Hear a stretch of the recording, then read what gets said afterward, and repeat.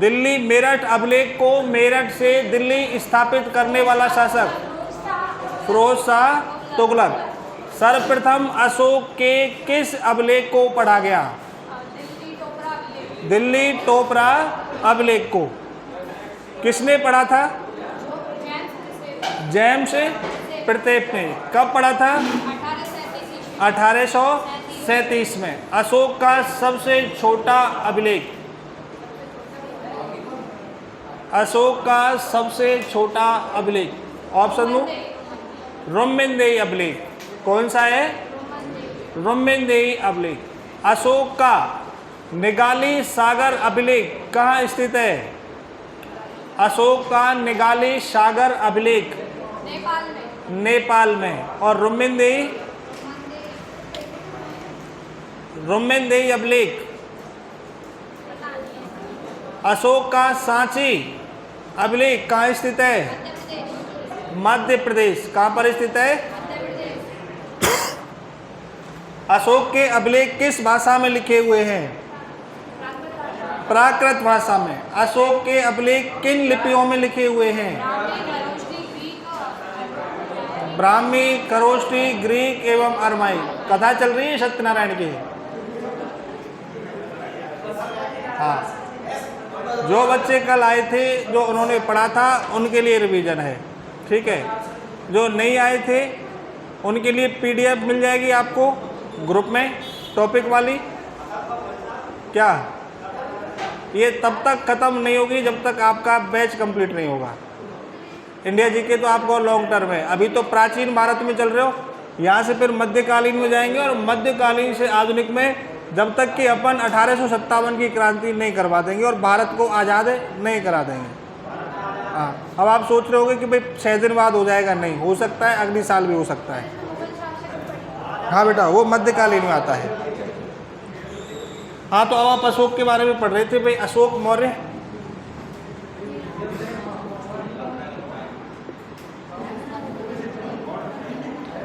अशोक का मनसेरा अभिलेख, बातें नहीं, अशोक का मनसेरा अभिलेख किस लिपि में लिखा हुआ है?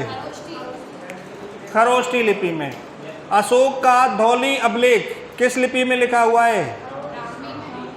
ब्राह्मी लिपि में।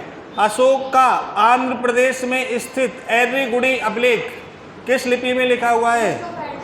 बोस्टोफेदम लिपि में। सारी प्रजा ही मेरी संतान है का उल्लेख अशोक के किस अभिलेख में मिलता है? धौली शिलालेख में। कहाँ स्थित है ये? उड़ीसा में। और जोगढ़? वो भी उड़ीसा में। धौली गुजरात में बेटा। धौली, एक मिनट बेटा दिखाना। धौली उड़ीसा लिखा है। हाँ सॉरी, उड़ीसा, गिरनार गुजरात में। हाँ, धौली उड़ीसा में और गिरनार गुजरात में। जोगढ़, जोगढ़ उड़ीसा में। सोपारा महाराष्ट्र में। कालसी, कालसी। देखो ये जो फैक्ट होते हैं ना लर्निंग वाले, अब इनमें क्या है कि हर बार मैं आपको ट्रिक नहीं दे सकता। मेरा ट्रिक देने से कोई फायदा नहीं है, ट्रिक आपको ही अप्लाई करनी होगी। कुछ चीज़ें ऐसी होती है कि आपको लगता है कि भाई डिफरेंट है, अपन ऐसे कैसे याद करें। तो उन चीज़ों को आप अपने रियलिस्टिक या अपनी लाइफ से, अपने फैक्ट से जोड़कर पढ़ा करो। जैसे मैंने अभी पूछा कि भाई कालसी, ये आपने पढ़ लिया कि साहब उत्तराखंड में। कालसी से याद रखो, कालसी यानी महाकाल की बात है। महाकाल की बात करेंगे तो अपन कहाँ जाएंगे? उत्तराखंड जाएंगे। तो इन चीज़ों को ऐसे फैक्ट को जोड़ करके पढ़ा करो जिससे कि ये परमानेंटली आपके माइंड में सेट रहे। अगला नोट लिखिए। अशोक ने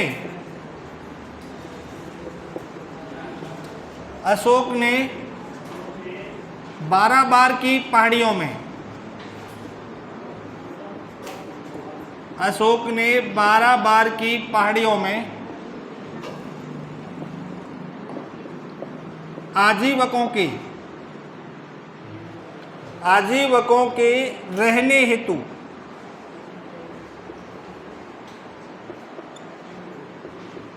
चार गुफाओं का निर्माण कराया। अशोक ने आजीवकों के रहने हेतु 12 बार की पहाड़ियों में 4 गुफाओं का निर्माण कराया।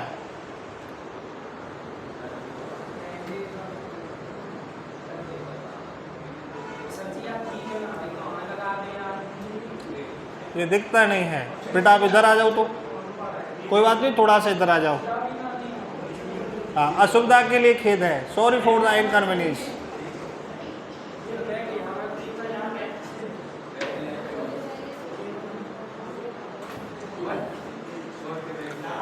संस्था वालों को बोल दो कि भाई या तो अपना ये हटा लो तामझाम, नहीं अपने इसको उठा ले जाएंगे किसी दिन।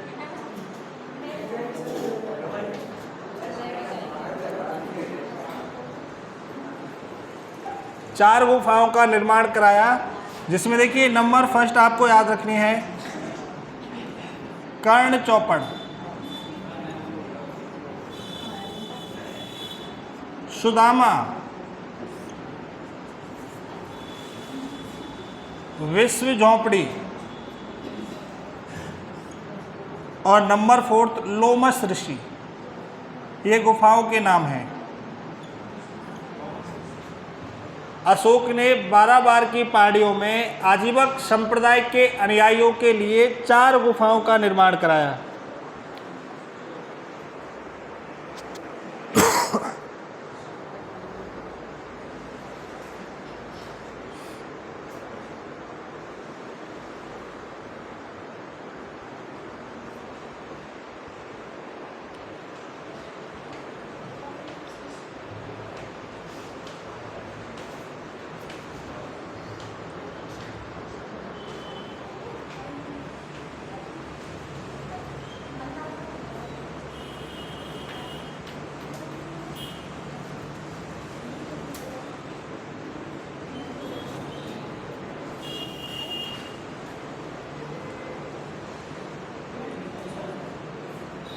चमन, इस भविष्य विनाशक यंत्र को जेब में रखो।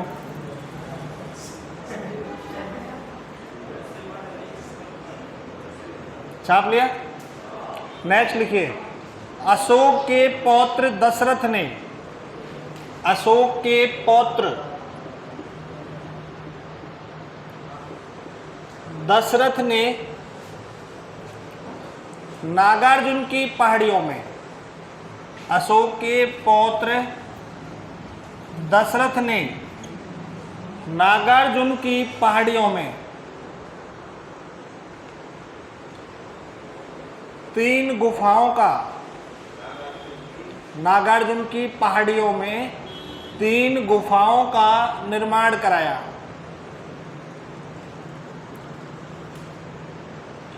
अशोक के पौत्र दशरथ ने नागार्जुन की पहाड़ियों में 3 गुफाओं का निर्माण कराया। नंबर फर्स्ट गोपिका, नंबर सेकंड वदथिक,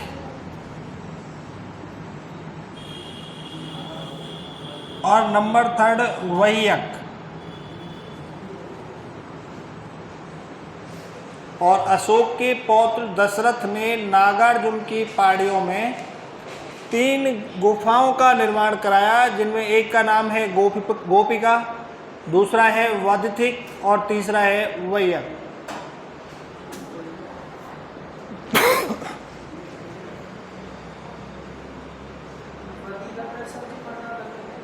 कौन सा बेटा? वदथिक, वावनमाला, दादवाद, छोटी की मात्रा, था थर्मस, का कबूतर। वदथिक, हाँ था पर है ये मात्रा। अरे और कितनी राइटिंग सुधारूं आप लोगों के लिए। वदथिक, छाप लिया? और फिर नोट लिखिए 10 रुपए का। मौर्यकालीन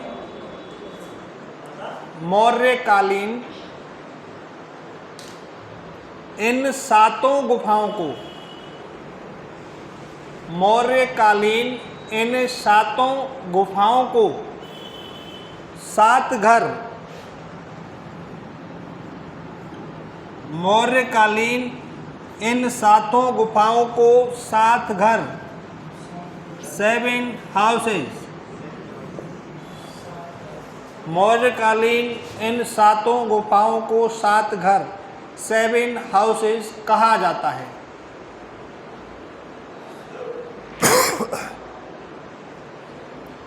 मौर्यकालीन इन 7 गुफाओं को 7 घर 7 हाउसेज कहा जाता है। यहाँ से देखिए एक क्वेश्चन ऐसे बनता है, कई एग्जाम्स में पुट अप हो चुका है कि निम्नलिखित में से कौन सी गुफा का निर्माण अशोक द्वारा नहीं किया गया था? तो आप समझ गए ना, गोपिका, वदतिक और वैयक इनका निर्माण किसने कराया था? पौत्र दशरथ ने। कर्ण चौपड़, सुदामा, विश्व झोपड़ी और लोमस ऋषि इनका निर्माण किसने कराया था? अशोक ने। और 7 गुफाओं को किस नाम से जानते हैं? 7 घर। कर्ण चौपड़ किस पहाड़ी पर स्थित है? कर्ण चौपड़ बाराबर। सुदामा, विश्व झोपड़ी, लोमस ऋषि, क्लियर है ना बात? गोपिका किस पहाड़ी पर है? नागार्जुन की। वदतिक नागार्जुन और वैयक भी नागार्जुन। अशोक द्वारा कर्ण चौपाड़, सुदामा, विश्व झोपड़ी और लोमस ऋषि गुफा का निर्माण किस उद्देश्य के लिए कराया गया था? आजीवकों के रहने हेतु। और आजीवक कौन थे?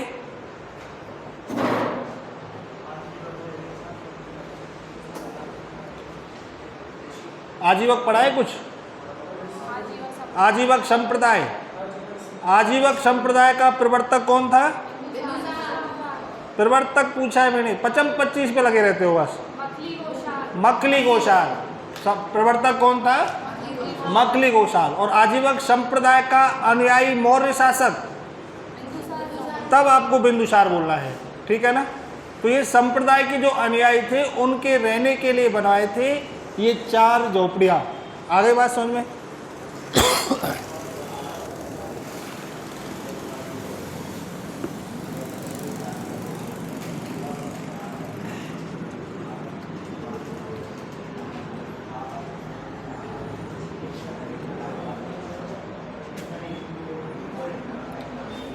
अब देखिए स्तंभलेख मुख्य मैंने आपको दिखा दिए हैं भाई, कौन सा कहाँ स्थित है। जिसकी संभावना ये थी कि इसकी खोज इसने की थी वो भी मैंने आपको लिखा दिया है। सबसे पहले कौन सा मिला था, सबसे पहले कौन सा पढ़ा गया था। इसके अलावा जो इम्पोर्टेंट क्वेश्चन यहाँ से एक और बनता है वो बनता है देखिए शिलालेखों से। अशोक के कुल शिलालेख कितने थे? वृहद शिलालेख। तो अब हेडिंग डालिए अशोक के शिलालेख।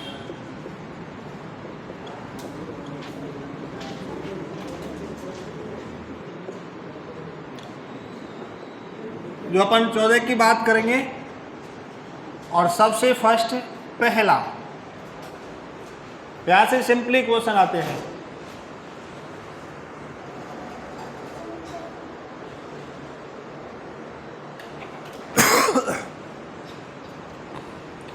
क्वेश्चन कैसे बनता है कि अशोक ने अपने कौन से शिलालेख में पशु बलि की निंदा की है? अशोक के कौन से शिलालेख में धम्म का उल्लेख मिलता है? बताया था क्या? अशोक के कौन से शिलालेख में धम्म का उल्लेख मिलता है? दूसरे और 7वें में। तो पहला शिलालेख जो आपको याद रखना है, इसमें याद रखना है कि पशु बलि की निंदा या पशु बलि पर प्रतिबंध लगाया था। पहले शिलालेख में पशु बलि पर प्रतिबंध का वर्णन है। पहला शिलालेख पशु बलि पर प्रतिबंध।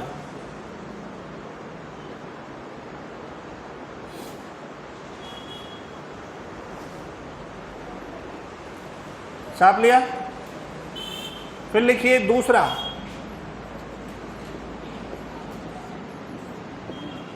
शिलालेख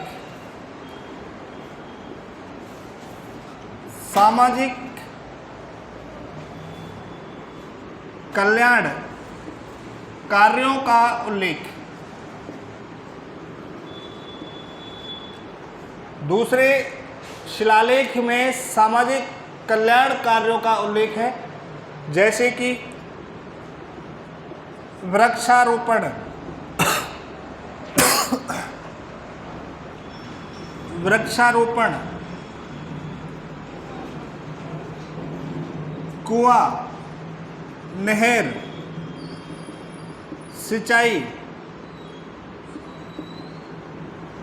यानी पेयजल की व्यवस्था आदि जो काम समाज के कल्याण के लिए हैं, सामाजिक कल्याणों का उल्लेख मिलता है आपके दूसरे शिलालेख में। इसके अलावा इसमें आपको फैक्ट याद रखना है कि दूसरे शिलालेख में धम्म का भी उल्लेख है और दूसरे शिलालेख में धम्म का उल्लेख है।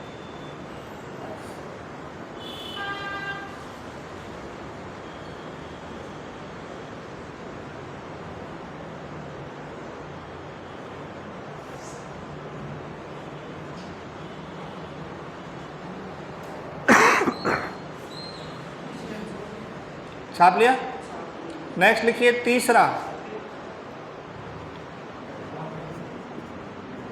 तीसरा शिलालेख,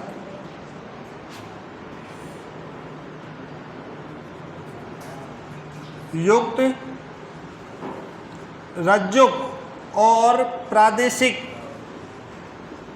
युक्त, रज्जुक और प्रादेशिक अधिकारी प्रति 5वें वर्ष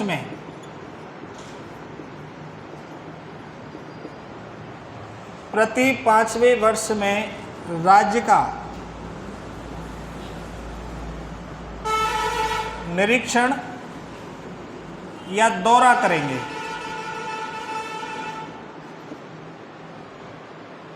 युक्त, रज्जुक और प्रादेशिक अधिकारी प्रत्येक 5वें वर्ष में राज्य का निरीक्षण या दौरा करेंगे।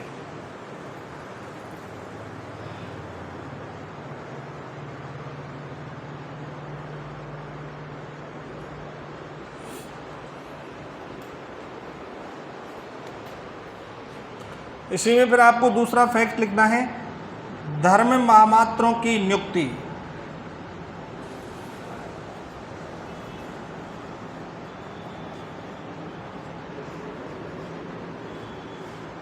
धर्म महामात्रों की नियुक्ति का उल्लेख, यानी जो भी अधिकारी हैं, और अधिकारियों में भी 3 अधिकारियों को दी गई, एक तो था युक्त अधिकारी, दूसरा रज्जुक और तीसरा प्रादेशिक। इनको आदेश दिया गया कि तुम्हें प्रत्येक 5 वर्ष में राज्य के दौरे निरीक्षण के लिए निकलना है। जो भी समस्या रहेगी उससे आपको अवगत होना है, उस बात की सूचना आपको राजा को देनी है।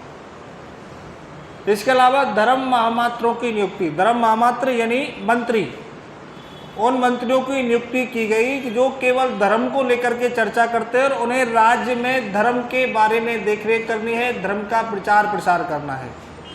तो धर्म महामात्र की नियुक्ति का उल्लेख कौन से अभिलेख में मिलता है? तीसरे में। और फिर आता है चौथा,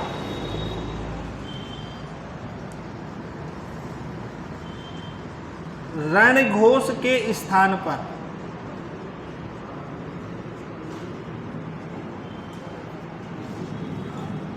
धम्म घोष की घोषणा की गई। ये सबसे ज़्यादा इम्पोर्टेंट है, इसमें याद रखना, चौथा और एक ये पहला है।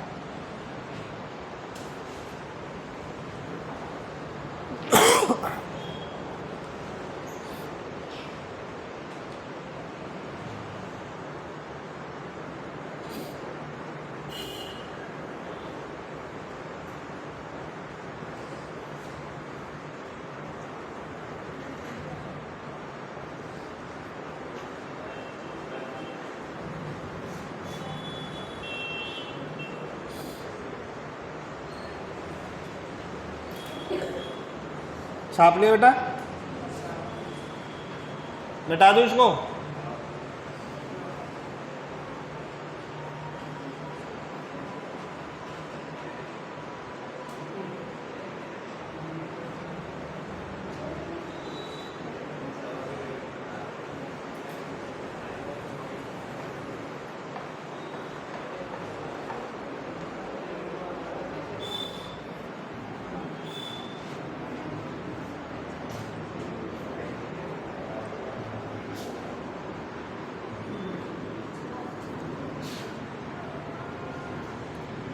फिर नेक्स्ट लिखिए आप 7वां।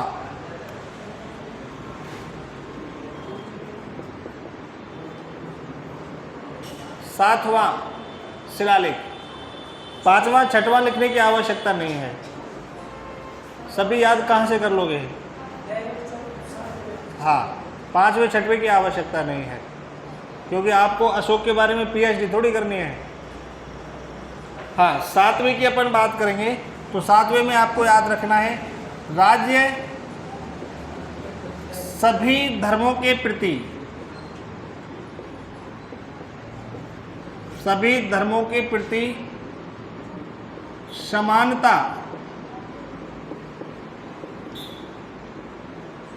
या सहिष्णुता का भाव रखेगा। यानी अपन एक लाइन में कहें तो सर्वधर्म समभाव।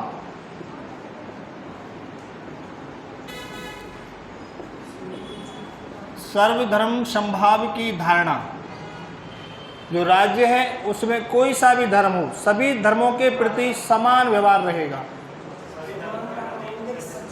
प्रति समानता और सहिष्णुता का भाव रखेगा। कोई बात नहीं, मानवीय गलती है, इसके लिए सॉरी शक्तिमान। यानी अपन बात करें तो सर्वधर्म संभावना, सर्वधर्म संभाव की धारणा का उल्लेख किस अभिलेख में मिलता है? और इसमें कुछ और भी मिलाता है क्या? और इसमें धम्म का भी उल्लेख है, यानी धम्म का उल्लेख में आपको 2 याद रखना है, दूसरा और 7वां।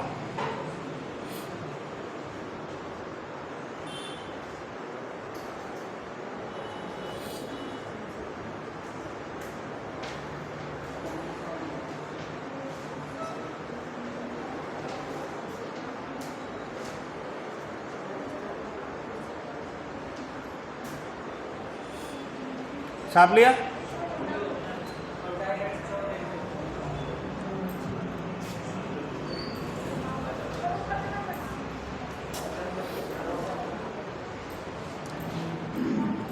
नेक्स्ट लिखो 8वां।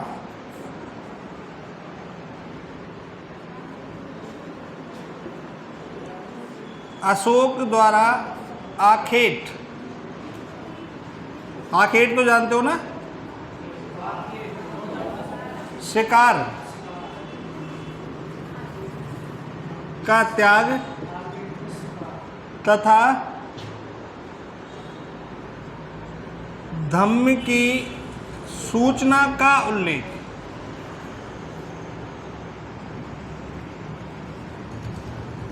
ये चीज जरूर ध्यान रखना, अगर आपसे पूछेगा कि धम्म की सूचना का उल्लेख कौन से शिलालेख में मिलता है, तब तो आपको 8वां बताना है। केवल धम्म का उल्लेख पूछेगा तो दूसरा और 7वां।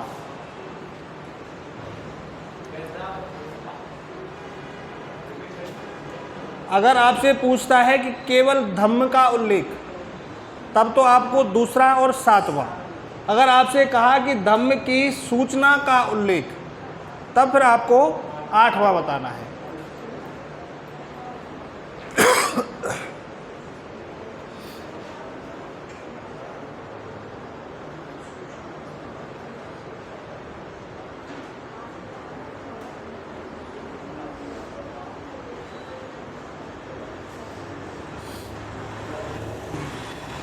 छाप लिया?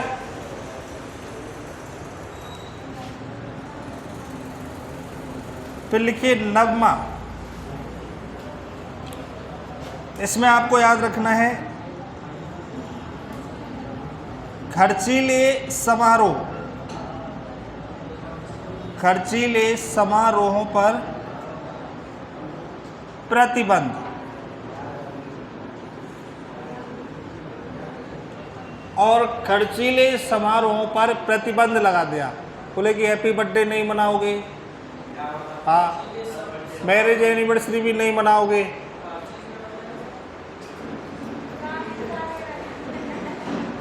खर्चीले समारोहों पर, यानी जो कुलीन वर्ग था, जो रईस वर्ग था, आज जन्मदिन है, हैप्पी बर्थडे मना लिया आप लोगों की तरह, तो हैप्पी बर्थडे नॉट अलाउड। हाँ, मैरिज एनिवर्सरी नॉट अलाउड। कोई भी जैसे बुजुर्ग गया, परिवार में कोई भी सामाजिक मृत्यु हुई तो उस पर भी दबाव था कि भाई इस आदमी को पुआ करने ही पड़ेंगे, अपन तो जाएंगे, अगर नहीं पुआ खिलाएगा तो गांव बाहर। हाँ, तो जितने भी खर्चीले समारोह थे उन सभी पर प्रतिबंध लगा दिया। और इस बात का उल्लेख किसमें मिलता है? 9वें शिलालेख में। अगला लिखिए 10वां शिलालेख। 10वां शिलालेख। 10वें शिलालेख में धम्म नीति की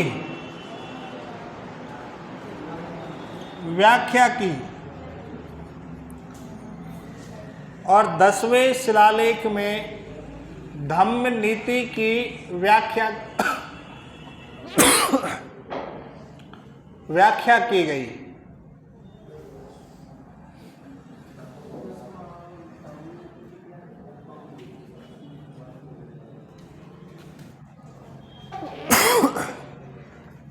सॉरी, ये 10वें में नहीं, ये 11वें में जाएगा बेटा। हाँ, जो लिखा नहीं है वो तो कोई दिक्कत नहीं है। हाँ, ख्याति तथा गौरव की निंदा। ख्याति तथा गौरव की निंदा।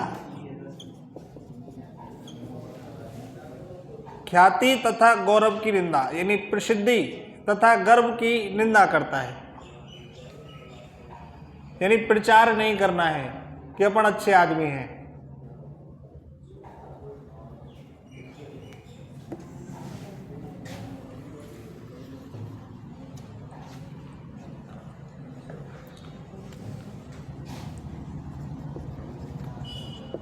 और 11वां शिलालेख, इसमें है धम्म नीति की व्याख्या।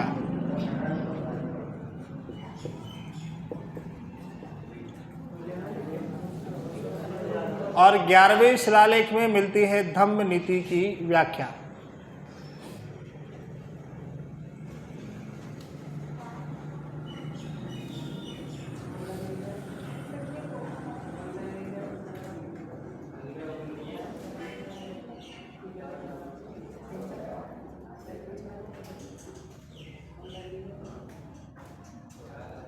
छाप लिया सभी ने?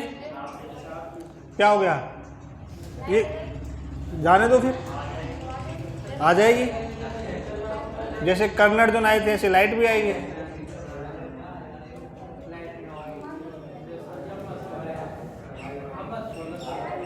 पढ़ने पे ध्यान दो, ये समझो आप तपस्या कर रहे हो, या फिर सोचो माना की लाइट आ रही है। हाँ, अरे बातें मत करो, ये क्या हो गया? मान लिया ना? छापो बेटा, छापो, फटाफट छापो। छाप लिया? फिर नेक्स्ट लिखिए 12वां। 12वां शिलालेख में स्त्री महामात्रों की नियुक्ति का उल्लेख।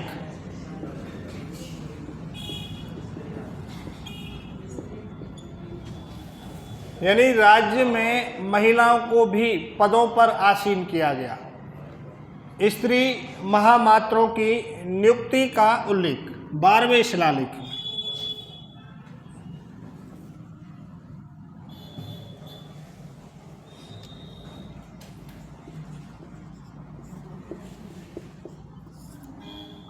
और 13वां शिलालेख, इसमें कलिंग युद्ध का वर्णन।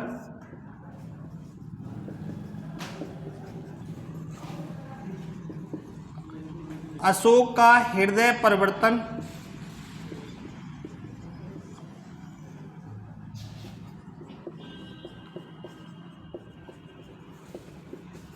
और बौद्ध धर्म को अपनाने का उल्लेख।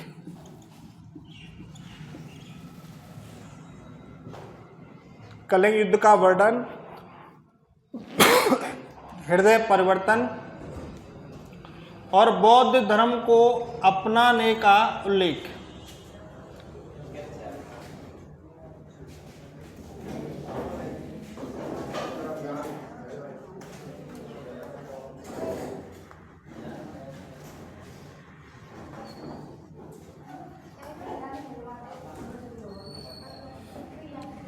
वो आ गए कि सर महेश जी कब तक आएंगे?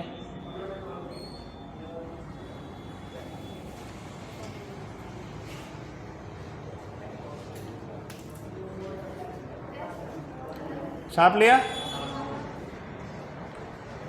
अशोक की विदेश नीति का उल्लेख। कोई बात नहीं बेटा, एक भी नहीं मरेगा इसको नहीं खोलने से, मेरी गारंटी है। हाँ, नहीं घुट रहा। आपको हर परिस्थितियों के लिए तैयार रहना चाहिए। चलो ये तो क्लास है, आप कह सकते हो कि सर ये खोल दो। मान के चलो आपकी जॉब लग गई, आप किसी दफ्तर में पहुंच गए और आपको ऐसा खटारा ऑफिस दे दिया जहाँ आपको बैठना ही है, तब कैसे करोगे? वहाँ भी तो जीवन जीना है ना। हाँ, तो पहले से ही सभी परिस्थितियों के लिए तैयार रहो। हाँ, सभी परिस्थितियों के लिए तैयार रहो। अपनी जेब से नहीं लगवा पाओगे। एक साल तो ये सोचोगे कि इस प्रोविजन में सर 15,000 मिल रही है, तनख्वाह कैसी बचाई जाए, इतना पेमेंट नहीं मिलता। 1 साल 2 साल तो यही निकल जाएंगे, ये तो खर्चा हो गया, खाने में ही चला गया, सब्जी में ही। बेटा आलू 40 रुपये किलो है, टमाटर 60 रुपये किलो है, 80 हो गए देख लो। हाँ ठीक है ना, तो आधे किलो टमाटर का भी आपका वो कट जाएगा। सभी स्थितियों के लिए मजबूत रहो। तो बात ही नहीं। अब अशोक की विदेश नीति का उल्लेख किस शिलालेख में मिलता है? 13वें शिलालेख में।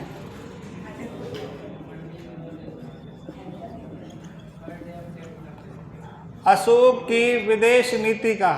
हाँ, मंडी रोज नहीं जाता मैं, हर 8वें दिन जाता हूँ। पुरानी अपडेट है मेरे पास।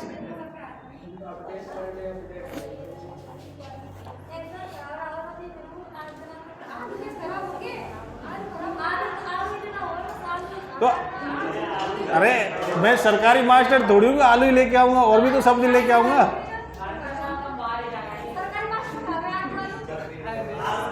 छोड़ो उन बातों को, छोड़ो। हाँ,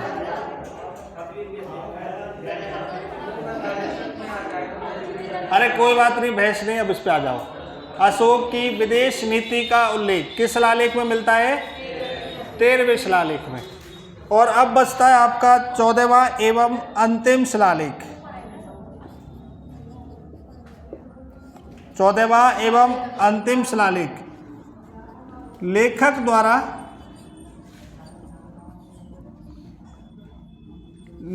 द्वारा 13 शिलालेखों में की गई गलतियों का उल्लेख।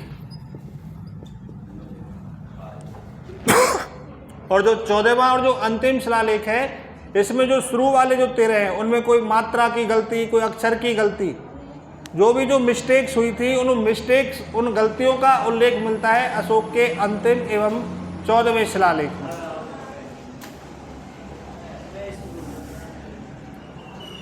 अब देखिए, सबसे इंपॉर्टेंट मैंने आपको बताया था कौन सा? एक तो पहला, और उसके बाद चौथा आपको बताया था। इसमें आपको याद रखना है, देखिए 11वां, 12वां और 13वां।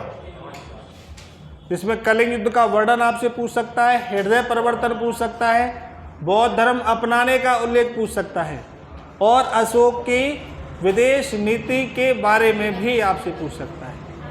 तो पहले शिलालेख में किस बात का वर्णन है? पहले शिलालेख में पशु बलि की निंदा, और दूसरे में सामाजिक कल्याण कार्यों का उल्लेख, तीसरे वाले में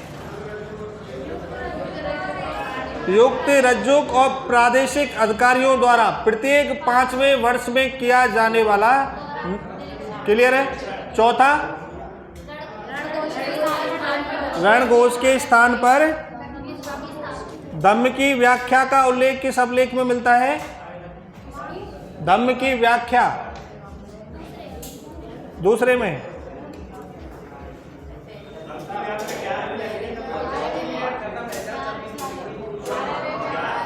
धम्म की व्याख्या और केवल धम्म का उल्लेख दूसरे और सातवें में, और धम्म की सूचना का उल्लेख आठवें में। क्लियर है ना?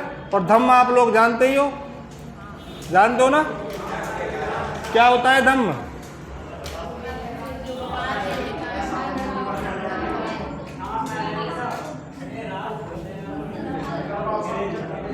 क्या कह रहा है?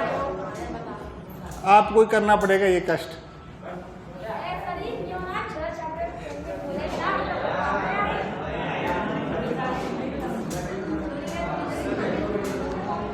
चलिए कोई मत कीजिए।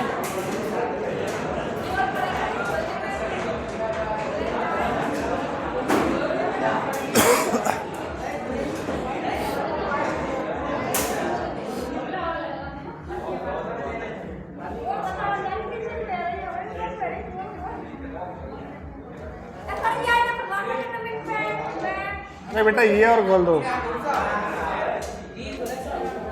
अरे मुझे मारना चाहते हो क्या? मेरे लिए तो खोल दो बेटा, कन्यावध का पाप लगेगा।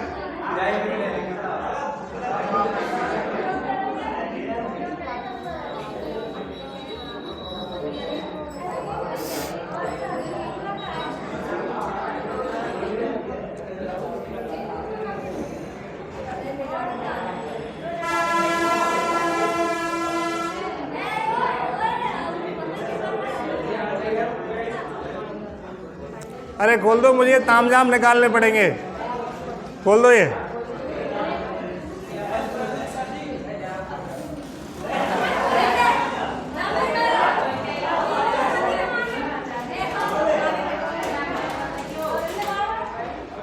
कोई बात नहीं, थोड़ा सा खुल जाने दो।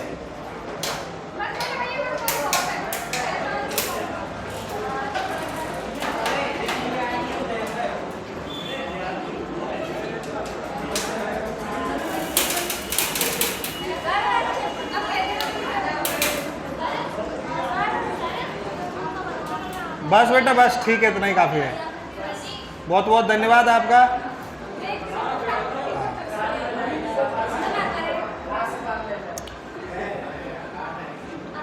किसका आशीर्वाद ले रहा है?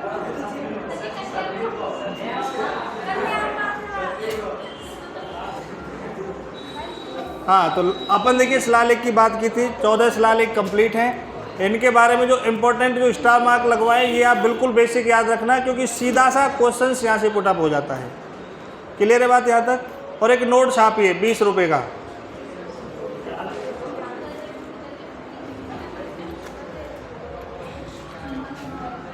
नोट छापिए ग्रेन वेडेल महोदय के अनुसार।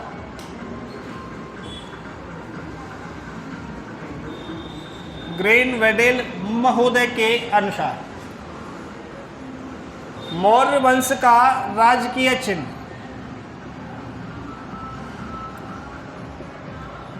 मौर्य साम्राज्य का या वंश का राजकीय चिन्ह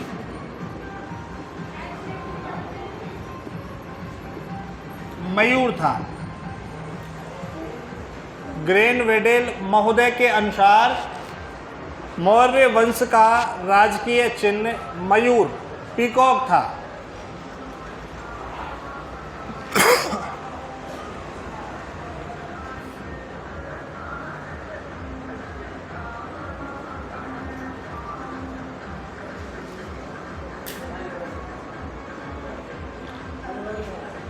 अगला नोट छापिए 50 रुपये का।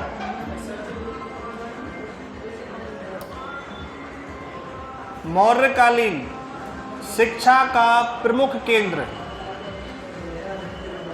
मौर्यकालीन शिक्षा का प्रमुख केंद्र तक्षशिला।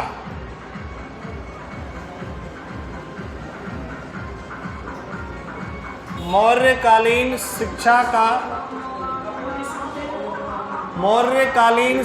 का प्रमुख केंद्र, मौर्यकालीन शिक्षा का प्रमुख केंद्र तक्षशिला।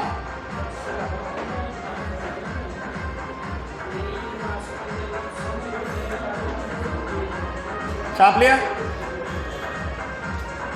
नेक्स्ट लिखिए, मौर्य वंश का अंतिम शासक, मौर्य वंश का अंतिम शासक।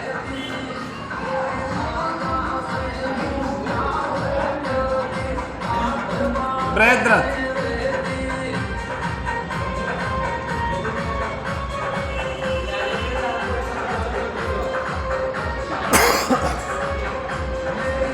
मौर्य वंश का अंतिम शासक बृहद्रथ।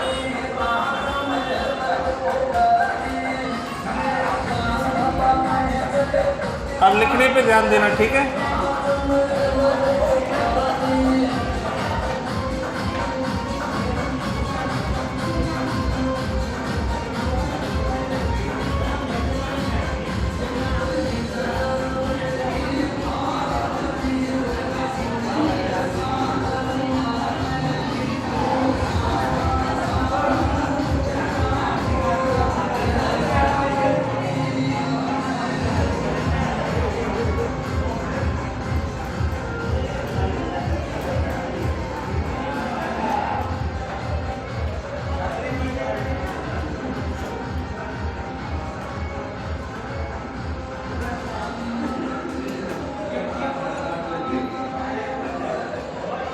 मौर्य वंश का अंतिम शासक था बृहद्रथ, और बृहद्रथ की हत्या उसके सेनापति पुष्यमित्र शुंग ने कर मगध पर शुंग वंश की स्थापना की। और देखिए, एक था बृहद्रथ वंश, पढ़ा था ना मगध पर शुरुआत में, बृहद्रथ वंश। तो बृहद्रथ वंश की स्थापना किसने की थी? बृहद्रथ ने। और बृहद्रथ वंश का अंतिम शासक रिपुजन्य, और रिपुजन्य को किसने मारा था? सामंत भट्टिय ने। और भट्टिय ने किस वंश की स्थापना की थी? हर्यक वंश की। हर्यक वंश का वास्तविक संस्थापक भारत का पहला प्रतिहंता, भारत का दूसरा प्रतिहंता कौन सा था? उदयन। हर्यक वंश का अंतिम शासक कौन सा था? नागदशक। नागदशक को किसने मारा? किसने मारा था? शिशुनाग ने। शिशुनाग ने किस वंश की स्थापना की? नागवंश की। नागवंश का अंतिम शासक कौन सा? बाणासुर, कालाशोक। और कालाशोक की हत्या किसने की? उग्रसेन ने। उग्रसेन ने किस वंश की स्थापना की? नंदवंश की। नंदवंश का अंतिम शासक घनानंद। और घनानंद को किसने मारा? चंद्रगुप्त मौर्य ने। किसकी सहायता से? मौर्य वंश की स्थापना किसने की? चंद्रगुप्त मौर्य ने। चंद्रगुप्त मौर्य के बाद शासक कौन बनता है? बिंदुसार। चंद्रगुप्त मौर्य किस धर्म का अनुयायी था? जैन धर्म का। और बिंदुसार किस धर्म का अनुयायी था? आजीवक संप्रदाय का। और बिंदुसार के बाद शासक कौन बनता है? अशोक। अशोक प्रारंभ में किस धर्म का अनुयायी था? शैव धर्म का। बाद में किस धर्म का बनता है ये? बौद्ध धर्म में दीक्षित करने वाला पहला भिक्षुक। दूसरा उपगुप्त। दूसरा कौन सा था? किस भिक्षुक के प्रभाव में पूर्णतः बौद्ध बना? मोगली पुत्र तिष्य। अशोक के शासन काल में कौन सी बौद्ध संगीति का आयोजन किया गया? तीसरी बौद्ध संगीति। कहाँ आयोजित की गई?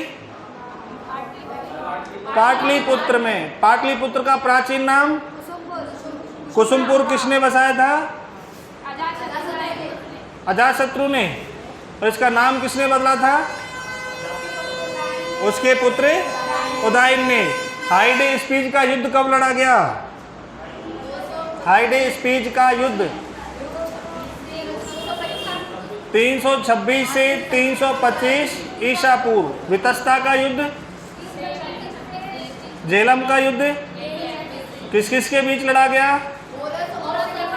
पोरस और सिकंदर के बीच। वितस्ता युद्ध में जीतने के बाद सिकंदर ने किस नगर की स्थापना की?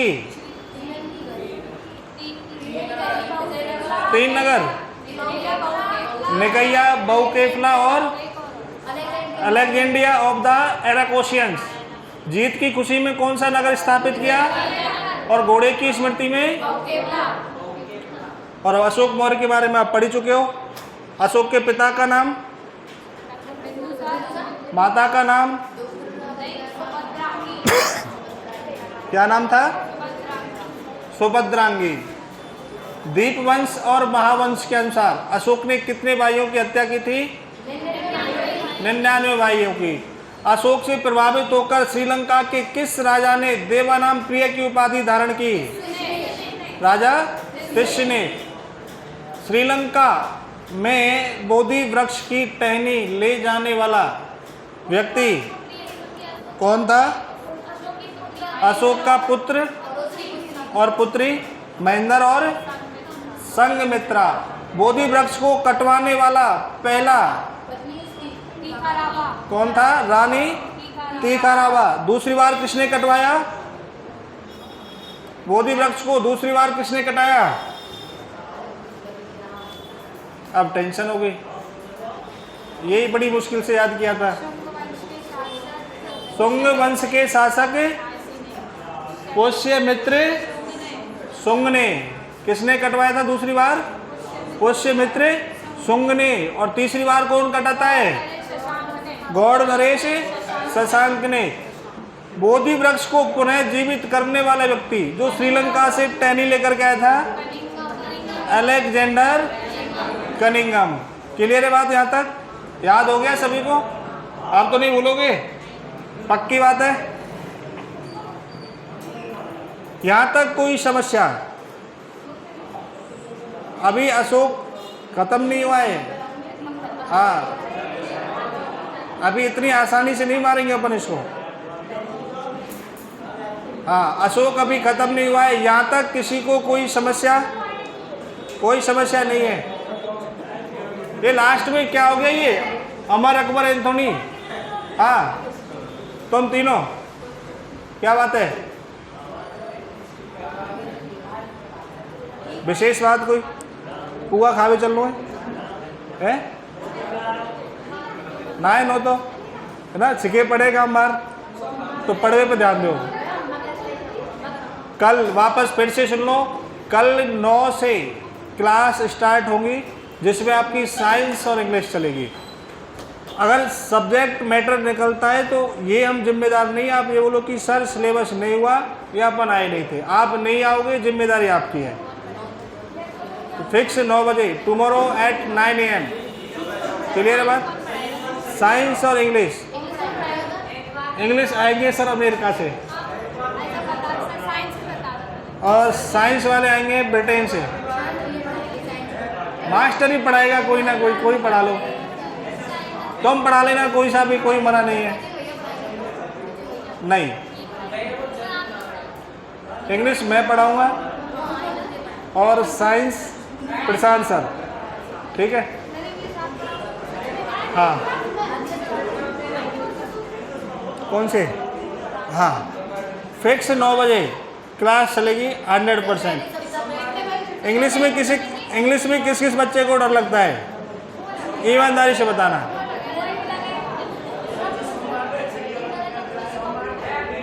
ये डीजे को बंद करना है सतवीर एक बार।